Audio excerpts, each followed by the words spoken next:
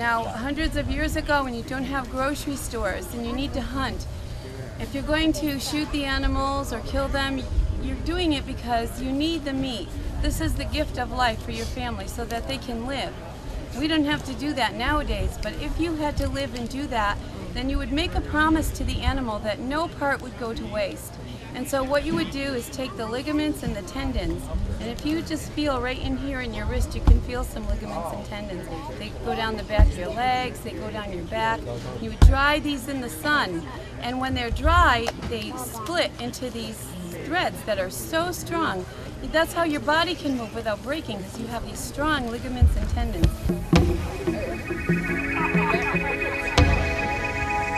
Hello, my name is Justin Beatty. I am the MC for the MCNA Plug Pond Powwow here at Haverhill, the 23rd annual. I'm of Ojibwe and Saponi descent. We're here at lovely Plug Pond here in Haverhill, if you're watching this on Haverhill Access Television. For those of you who don't know, powwow is a cultural gathering where Native people from different nations come together. This is an intertribal powwow, and intertribal does mean all nations, people from different Native nations. There are over 500 different nations in what's the United States alone. And we have a vast representation here of people from different nations, a lot of people from different nations here in the Northeast, but we have people from as far away as Alaska and South America as well. Come on down and check it out and see for yourself and see firsthand how we express ourselves culturally, how we honor our ancestors by keeping the traditions that have been handed down over the centuries. Yesterday we had about 35 dancers in all the different traditional powwow styles and contemporary powwow styles. And when you come down, we try to make sure that you understand what each one is. There's a lot of varied styles. You have from the men's and women's traditional to men's grass dance, women's jingle dress dance, women's fancy, men's southern straight style. And these dances have been handed down for generations. Some of them are very important and significant cultural dances. Some of them are just for fun. So thanks for listening, and I'm sure that you'll see some fantastic footage today. So enjoy. One day early in the springtime, the bear people woke up. They went down to the river to look for salmon fish, and they could not find any. Those salmon fish had come from the ocean, and they got to the stream, and they could not go up there. There was so much water flowing up and down in the river. They tried and tried all day, but they could not go up there. Those salmon fish tried, and those bear people were so hungry. About late afternoon, they came down to the edge of the ocean to talk to the salmon fish. Salmon fish, it seems you forgot our agreement. I'm Dancing Coyote. I'm from Gloucester, Mass. And I've been following the way for about 11 years. And it's a nice time. And down the far right here is my wife, Sally. Hello. We get to receive a spirit name when an elder or a chief thinks we have deserved it, and then they give us a name and we go through a ceremony on it. Ray hasn't received his yet. I received mine about 3 years ago.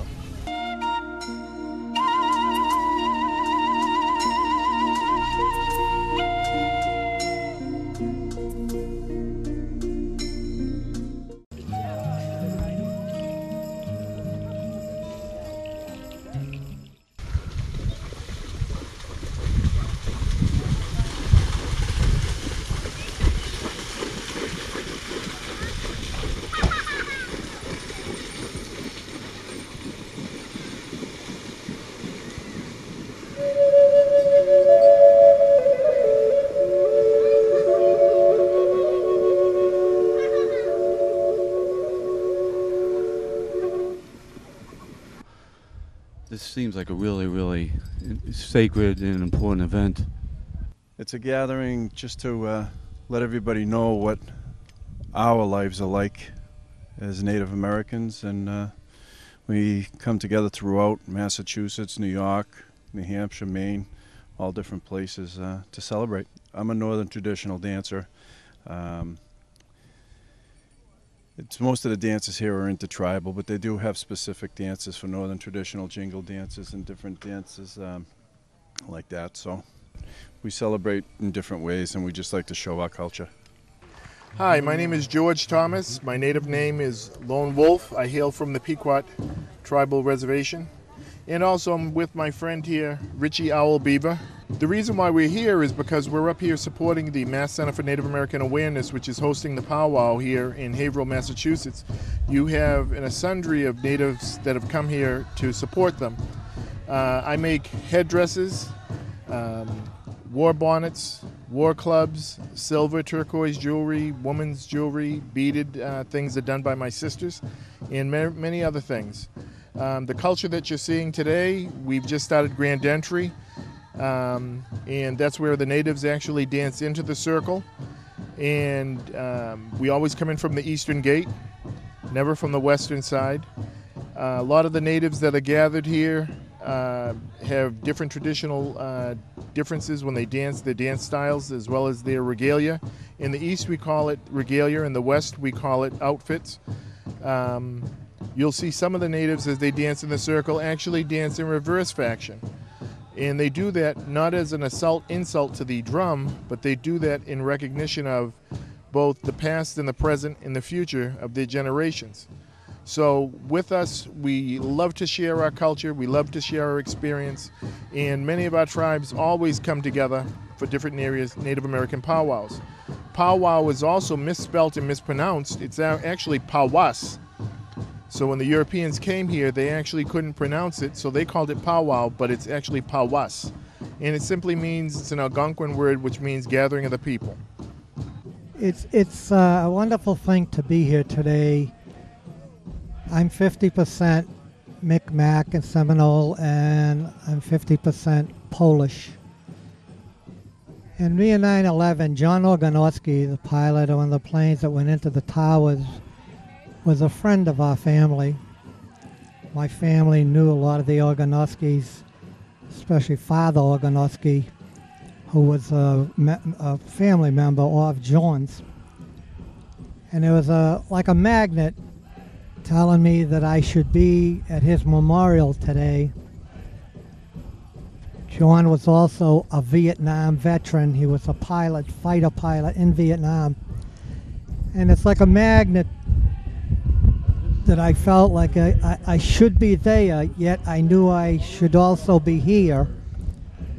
But I'll make it my business in the next couple days to go to John's memorial and lay an eagle feather there.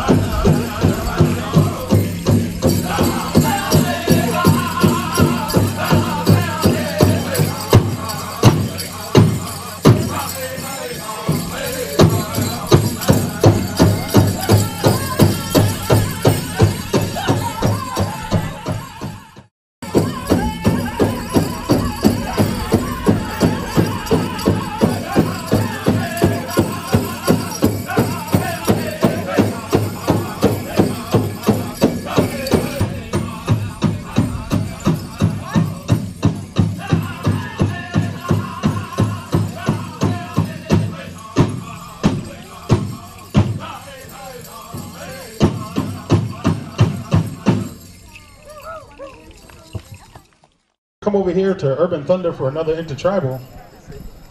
So all you dancers, our head dancers are in the circle.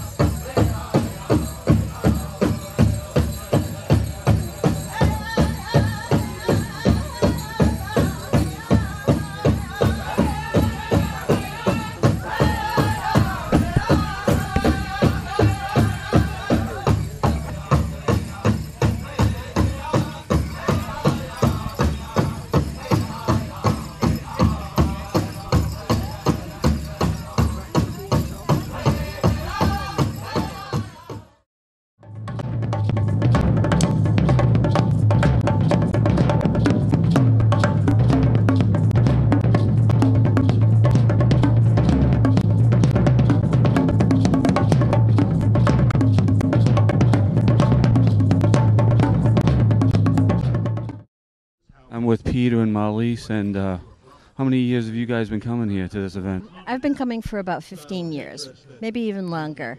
I never came to one of these. It seems very sacred to be here at one of these events. I think so too. The music and the dance is very powerful, very unique. When you hear it, you recognize it again the next time you hear it. But it has a beauty to it that you can't get tired of. It's beautiful. And I've always felt that this is very spiritual work. The spiritual work of the Native American tribes and the different clans that gather here to share their knowledge and to share their traditions and to share generations and generations of stories with us. And I see that as such a generous spirit and really appreciate that on a very deep level.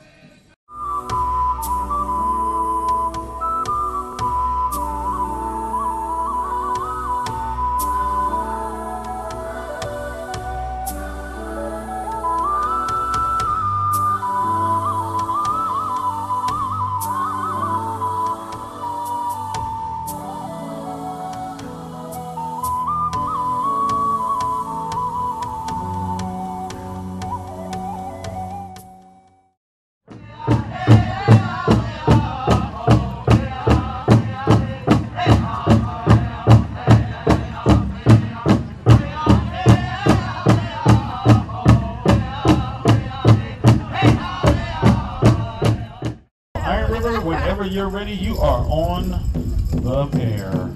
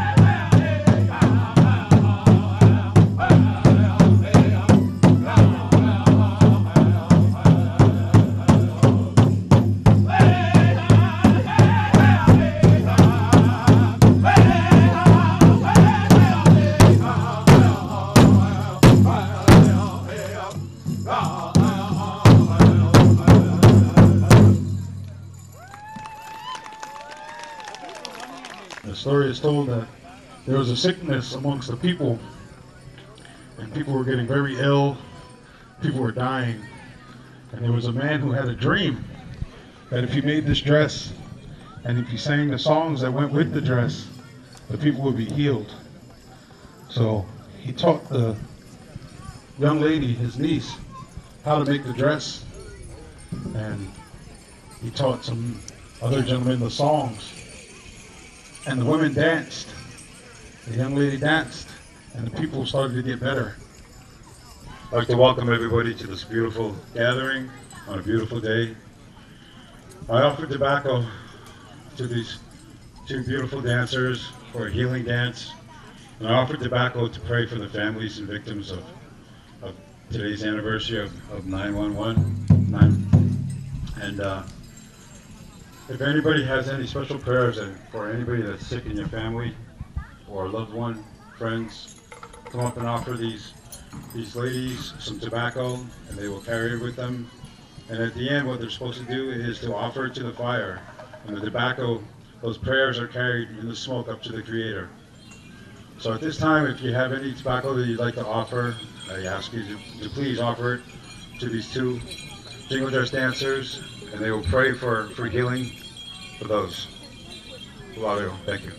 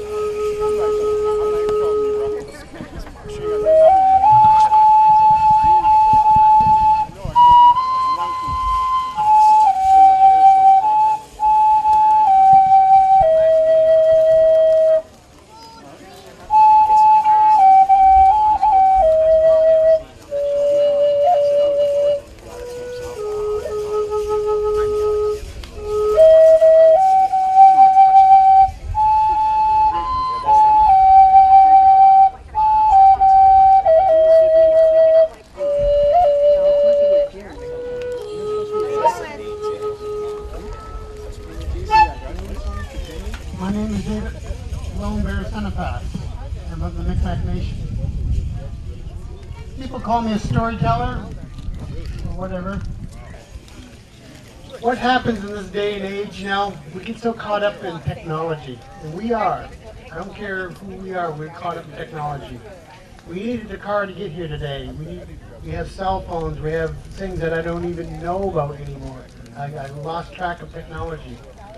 Today is 9/11. I remember what I was doing 9/11 10 years ago. Because of my position in the tribe, the Elders Council called me and said, this is the end of the world, part of the end, and we're coming to get you.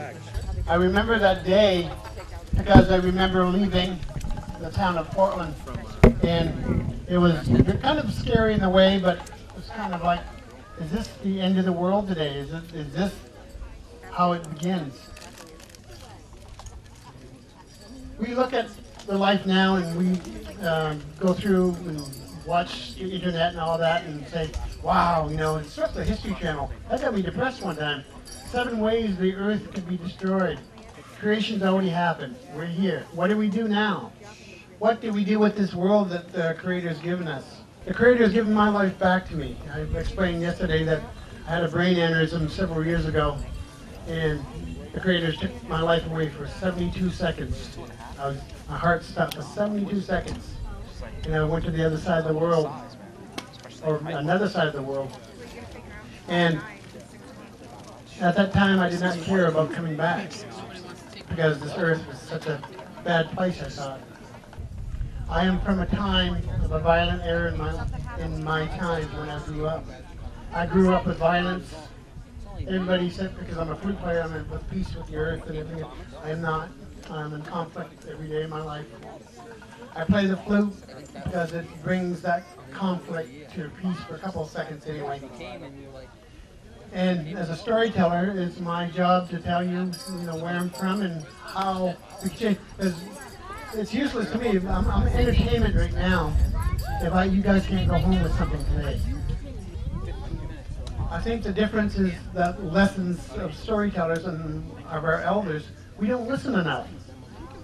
And I see this a lot in a lot of the gatherings I do. I see the young folks running around. I think that all traditional powwows should be banned from cell phones. No cell phones.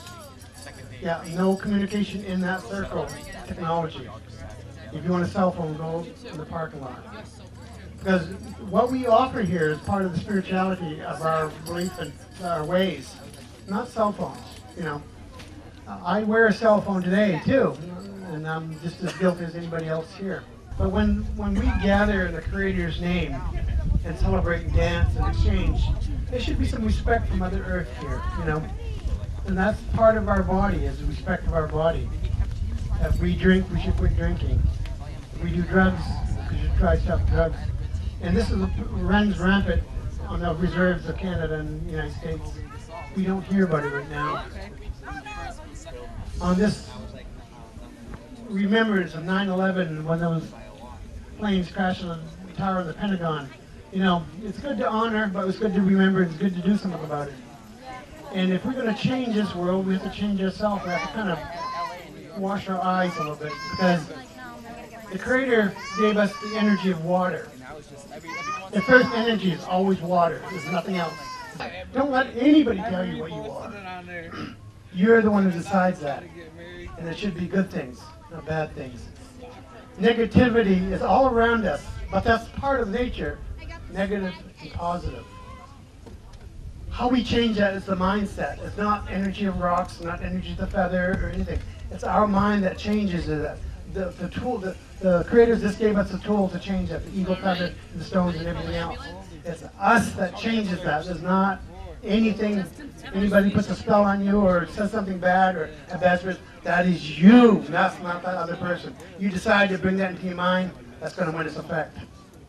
I tell people, well, my flutes are beautiful and the songs are beautiful, but they mean something to me. They mean something to everybody that hears them, because they're the same resonance of the earth. There's nothing, you would never hear me play Amazing Grace. That's a beautiful song. That's a slave song that came over from Africa. It's a beautiful song. I would never play that, because I was never taught to play that. My grandfather said, play the songs that you were taught. Resonate them through your body. Feel that energy of the earth through you and put it through the wood that you have. When I make a flute, I'm the same way. You know, I don't have any machinery to make flutes, and everybody says, oh, if you make 20 flutes, you can make more money. I don't need money. That's not what I need. We're just waking up. Our spirits are waking up. There's been signs everywhere. There's the signs. Don't worry about it. There's signs. There's going to be more signs. There's going to be more tragedies. I hate to say that. But where there's tragedy, there's life. But, you know, the last ceremonies I attended last year and this year, guess what? It's here. Congratulations, we've made it this far. All the prayers and feathers and everything that we've done and dancing, we're here. Star people are here. I'll give an example. Several years ago, a person came to me. He was in a car wreck. And he asked me to make him a flute. And it took me a while to find that flute. And he's here today. He brought the flute back to me. This flute's been around the world to China and other different places. And he just brought it back to me to play.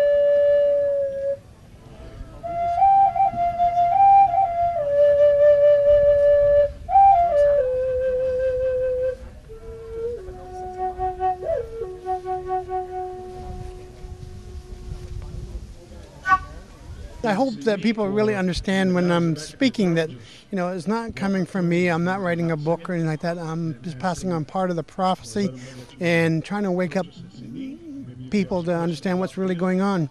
Because most people are scared when you talk about end of the earth and, you know, when it's coming up in the Mayans calendar and everything. But, you know, even in the Mayans calendar, that's a new beginning. It's not the end. You have to think of that. You know, they only brought it up that there's a new beginning.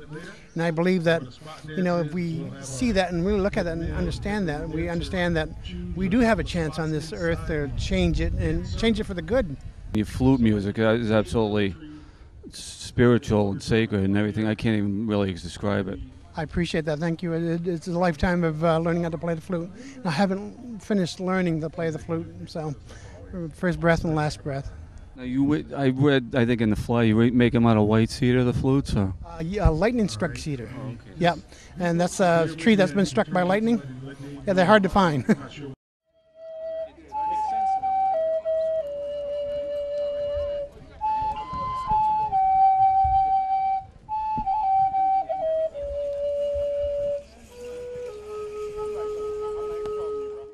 Urban Thunder is the main drum here at the PowWow today. I'm actually good friends with the head drummer. His name is Mike, and I met him through my women's traditional dancing, and then I've just followed him around the PowWow trail ever since. And that was 3 or 4 years ago now. You know, generally I'll do 10 to 15 powwows a year, and, you know, dancing my heart out and wherever you go kind of a thing. It's a very spiritual and emotional event for a lot of us.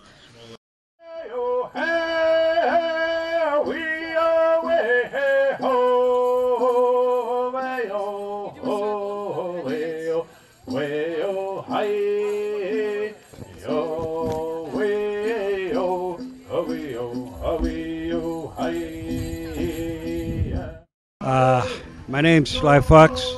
We're at the 23rd annual April PowWow, Native American PowWow.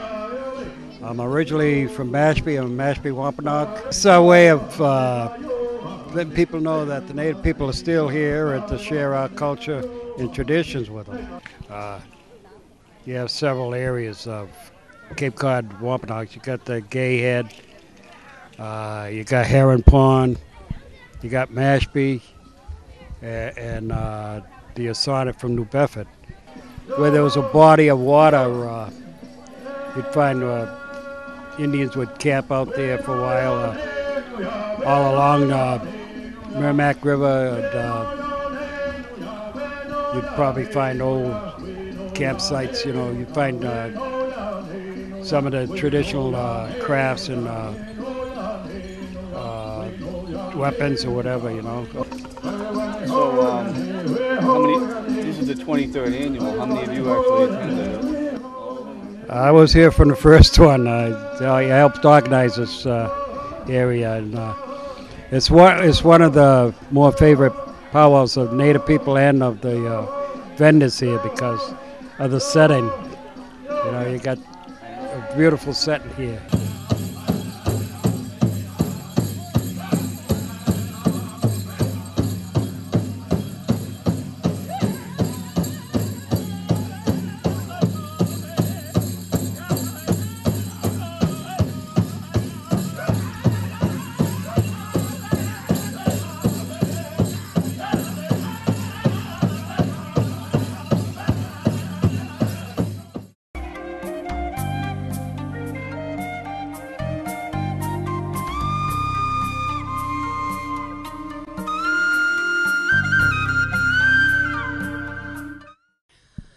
My name is Laurel Moondream, and my nation is White Mountain Apache.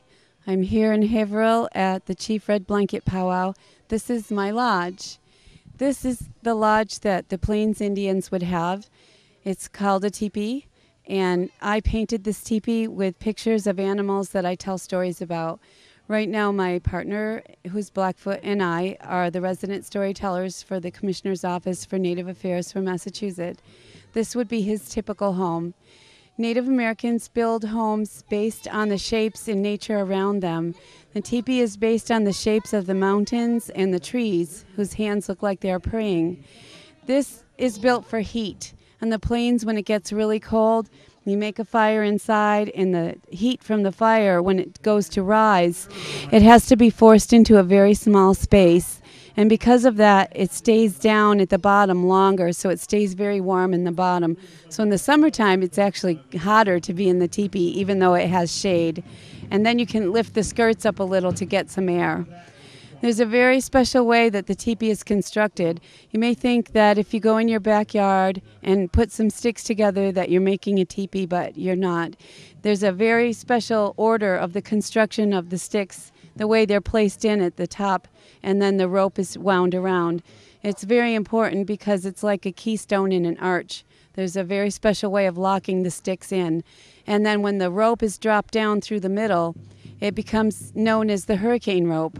A full-grown man can swing back and forth on that rope, and the sticks will not break, and the teepee will not move. And you can center that to a stake and stake the teepee, and your teepee is going to stay there even through really strong winds that are close to tornado strength in the plains.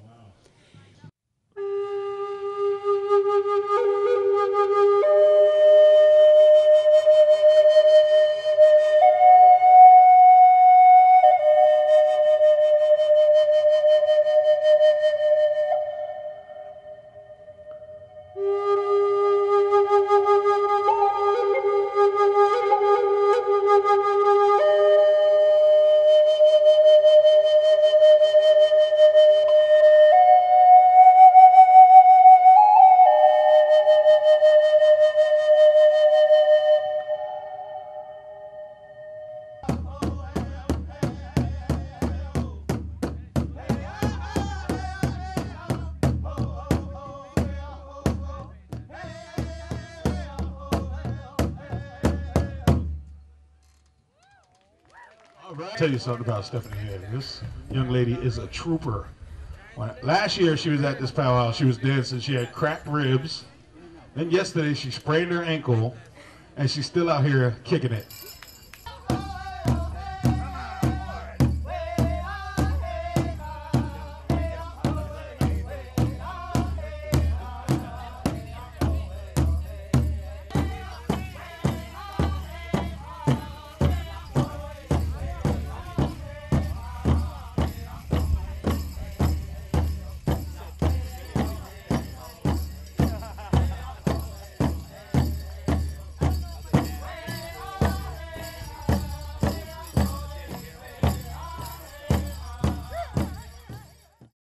For us, powwow is it's when the elders come in and they bless the circle, automatically it becomes sacred ground. So this is all sacred ground. This is all part of one big ceremony, you know. And this is just another part of a ceremony that we get to do every day. I do ceremony every day, but this is just another way of being able to celebrate. We celebrate our life through song and through dance. We have an honorable death and we have a dishonorable death. A dishonorable death is that we take our own life. That's a dishonorable death. You will not come back for a while until the Creator tells you to come back. When you commit suicide, that you're taking life in your own hands. That means you choose the time when you die. That's not the way it works. Most of my quiet time's in prayer, you know, prayer and meditation. And you ask my wife, you know, that's the way I am. It's just, I've been brought up that way, and I pray before my meals, pray before I go to bed, I pray when I get up and do my exercise. I've been doing that for the last many of years. When I was growing up, I hated to be an Indian, a Native American. I absolutely hated it. I hated what people said to me. I hated what the teachers used to say to me because of my language. I speak my language today. I'm going to be speaking to the UN in a couple of months of these words of what I'm telling you. And my entrance is my language. Hear me, you know, the Creator. I asked the Creator to hear me one time. And all I had to do was get to the top of that mountain for that ceremony. And the mountain wasn't very tall. And the Creator said, you are not being on the top of that mountain. And I said, yes, I am. I'm going to do everything in my power to get that mountain. And there's wind and lightning. I mean, lightning blew every tree around me out. And I had that taste, electricity taste in my mouth. Guess what? I did not make it to the top of that mountain because the Creator didn't want me to. We do that a lot. We fight nature. We fight human instinct. And then that's why we don't know where the paths are. We get on the road of drugs and alcohol and laugh at it and think, no big deal. Believe me, it's going to eat you. It will eat you, eat your friends. I had so many friends commit suicide because they didn't think they belonged here. We belong here. We need these words. We need something besides what we have now. We need each other. Every bit of my music means something. It does not have any little thing in it. Oh, that's a mistake. It's not a mistake. It's thousands and thousands and thousands of hours of playing it over and over and over and over to make it come through. A lot of people can't duplicate my flutes because I work with a surgeon tool to have my sound come up just right. Preston, you know you're adorable.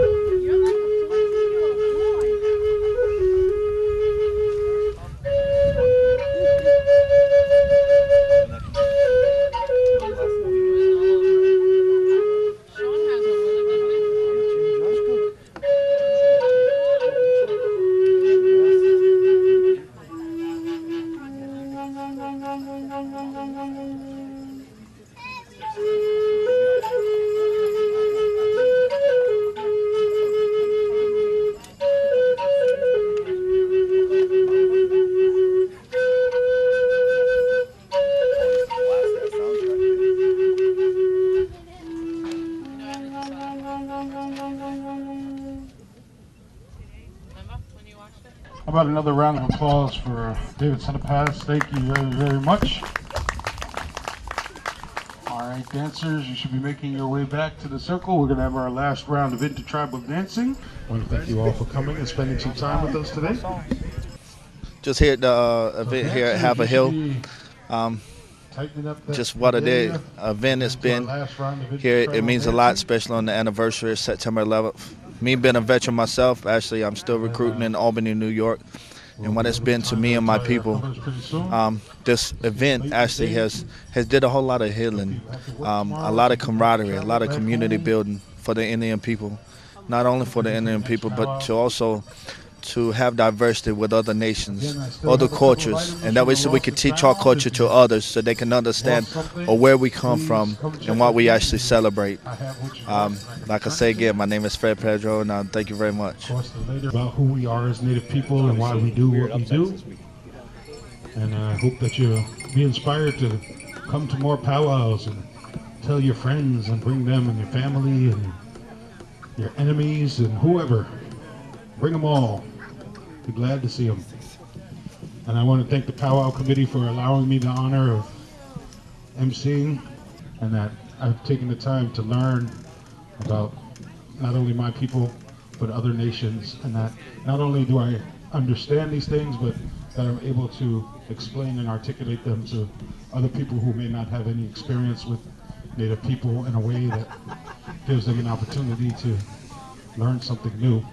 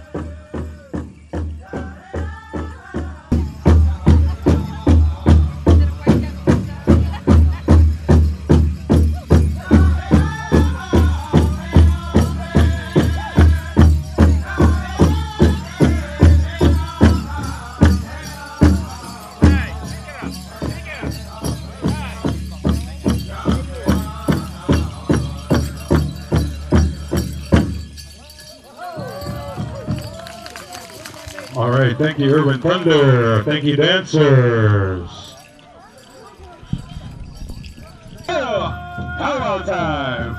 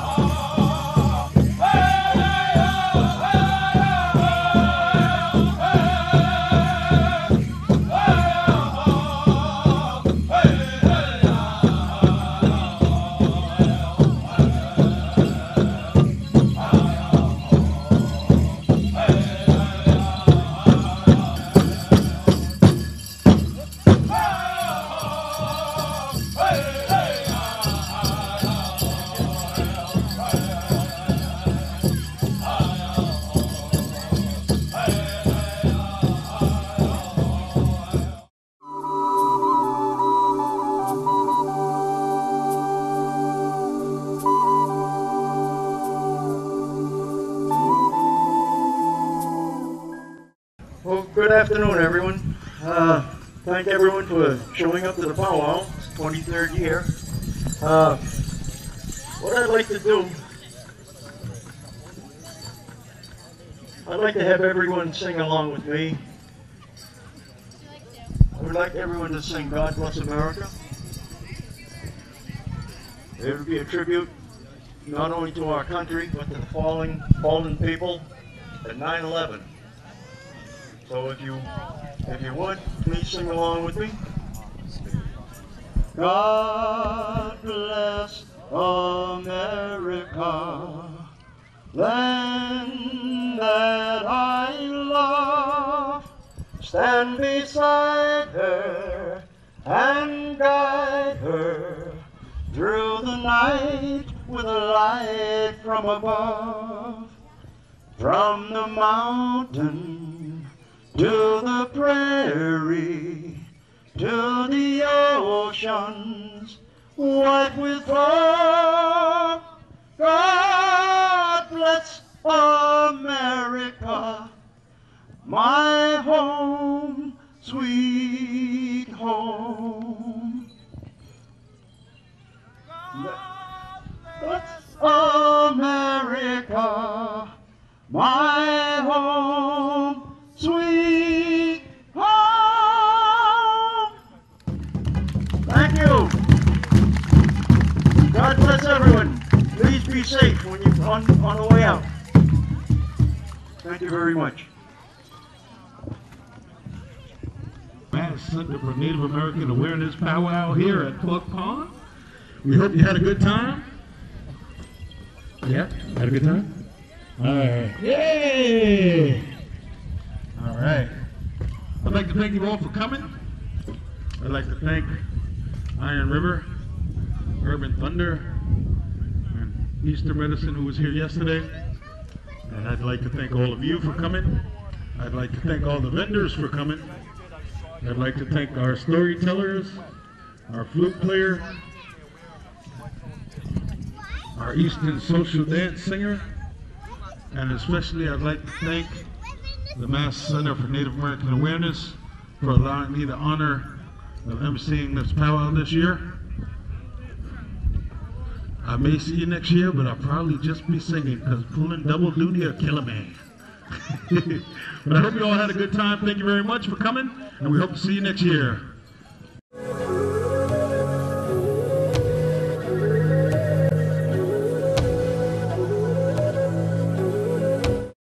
Hi, what's your name? Konanu. Did you like the event? Yeah. Did you know a lot about Native Americans already, or did you learn a lot today? I learned a couple. But you had a good time. Did Yeah. you meet a lot of other kids too? Great. Thanks for being on Haverhill Community Television. So my name's Claudia Foxtree, and I'm on the board for the Massachusetts Center for Native American Awareness, along with several other people. This powwow has been going on at Plug Pond in Haverhill, Mass. for about 23 years. And this weekend we were lucked out with beautiful weather both days. Many vendors and dancers and singers stayed overnight on the grounds, as we often do. Yesterday we had an honor dance for Sly Fox, John Oakley, who's from the area of Haverhill.